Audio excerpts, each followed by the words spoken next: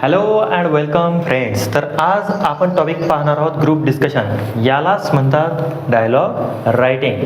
तर 10वी आणि 12वी दोघांमध्येही दोन्हीही वर्गाला हा टॉपिक आहे. तर 12वीला हा टॉपिक 4 मार्क्सला येतो. ठीक आहे.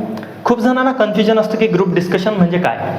आता डिस्कशन म्हणजे तर माहिती आहे त्यांना, पण ग्रुप म्हणजे किती लोक घेणार आहेत, 3 घेणार आहेत, 4 घेणार आहेत की 5 घेणार आहेत. तर ऑब्व्हियसली क्वेश्चनमध्ये दिलेलं राहते 12वीच्या की 3 ते 4 जण घ्यायचे असतात आणि 10thमध्ये दिलेलं राहते की 2 जणांमध्ये ग्रुप डिस्कशन करायचं आहे. तर इथे एक क्वेश्चन दिलेला आहे आपल्याला, तो आपण कसा सॉल्व्ह करतो ते पाहू. ठीक आहे.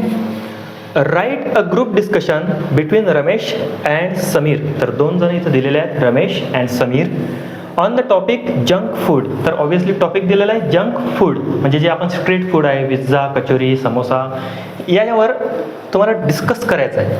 ठीक आहे. तर 2 जण घेतलेले आहेत स्टेप बाय स्टेप. रमेश आहे, समीर आहे, रमेश आहे, समीर आहे. तर रिपीट नको. एकच रमेश यायला नको, समीर यायला नको. एकानंतर एक 2 जण आहेत, तर पहिले एक बोलेल, नंतर दुसरा बोलेल. अशी काहीतरी ती तुम्ही सुरुवात आणि एंडिंग या पद्धतीने ते नेऊ शकता. तर बघा, रमेश येईल. ऑब्व्हियसली 2 जण भेटले तर हाय हॅलो ते करतील. मग स्टार्टिंग तुम्ही तशी करा. तर रमेश येईल आणि म्हणेल हाय समीर. समीर त्याला उत्तर देईल hello Ramesh, how are you. तू कसा आहेस. त्याचंच उत्तर म्हणून रमेश म्हणेल आय एम फाईन, मी ठीक आहे. Let's go to eat pizza. तर पिझ्झा खायला चल माझ्यासोबत. ऑब्व्हियसली 2 जण भेटले, काही जण चहा प्यायला जातात, काही जण काहीतरी खायला जातात. तर इथं सांगितलंय की रमेश म्हणतोय पिझ्झा खायला चल. तर समीर काय म्हणतो इथं, no way Ramesh, it's junk food. तर नकोच, ते जंक फूड आहे. It can cause health problem. त्यामुळे आपल्याला खूपच हेल्थ प्रॉब्लेम होऊ शकतात. पण रमेश काय म्हणतोय, पण I eat pizza many times. मी तर पिझ्झा खूप वेळेस खातो.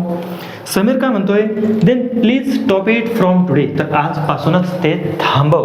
का, I want you to be healthy. मला तुला नेहमी हेल्दी पाहायचं आहे. And don't eat street food. आणि रस्त्यावरचं जे उघडं वगैरे अन्न असते, तेलकट अन्न असते, ते खाऊ नको. तर तुम्ही सुद्धा तुमच्या फ्रेंड्सना हा सल्ला द्या, घरच्यांना सुद्धा सल्ला द्या. कारण आजकाल एक फॅशन बनली आहे बाहेर जाऊन खाणं. तर ऑब्व्हियसली ते पदार्थ कोणते वापरतात, तेल कोणते वापरतात, भेसळ असते. तर सध्या खूपच या एरियामध्ये किंवा आपल्या आजूबाजूला भेसळयुक्त अन्न दिलं जात आहे. तर इथं समीर म्हणतोय की हे तू थांबव. त्यावर रमेश काय म्हणतोय, Sameer many people daily eat this junk food. खूप लोक हे तर रोजच खातात, एक सवय बनली आहे. तर आता पुढे बघू आपण समीर काय उत्तर देतोय त्याला. इथपर्यंत एक स्क्रीनशॉट वगैरे काढून घ्या तुम्ही. ठीक आहे.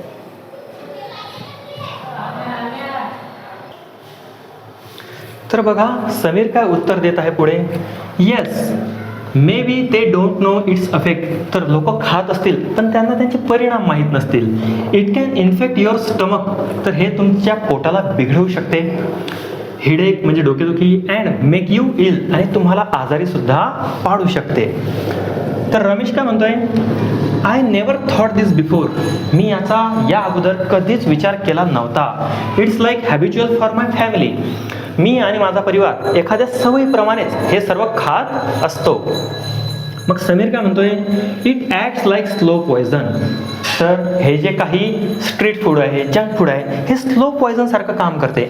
And can make you unhealthy for long run. आणि हे जर तुम्ही नेहमीच खात राहिले तर हे तुम्हाला अनहेल्दी सुद्धा बनवू शकते.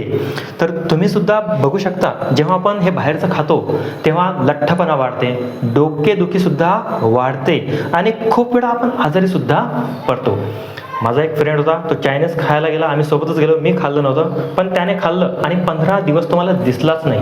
मी कॉल करून त्याला विचारलं की भेट का बरं नाही होत आहे आपली. तर त्याने सांगितलं मी त्या दिवसपासून बिमारच आहे. तर असे काहीतरी परिणाम त्याचे दिसून येतात. तर रमेश काय म्हणतो पुढे, oh my God I will stop it from today. तर समीरच्या उत्तरावर तो काय म्हणतोय की मी हे आजपासूनच थांबवतो. आणि तुम्ही सुद्धा थांबवा, बाहेरचं खाऊ नका, घरचं अन्न चांगलं राहते. And I will try to follow a healthy diet. आणि मग रमेश काय म्हणतोय, मी एक हेल्दी डाएट फॉलो करण्याचा पूर्ण प्रयत्न करेन. समीर काय म्हणतो त्यावर, yes it will be good for you, हेच तुझ्यासाठी खूप चांगलं राहील. Okay then I have to go, I have some work, bye. त्यानंतर समीर तिथून निघून गेला. रमेश काय म्हणतो, येस शुअर थँक्यू बाय. तर दोघांनी एक प्रॉपर एंडिंग केली बायची, टॉपिक डिस्कस केला, स्टार्टिंग केली. तर या पद्धतीनं तुम्हाला हे पॉईंट्स ॲड करावे लागतील.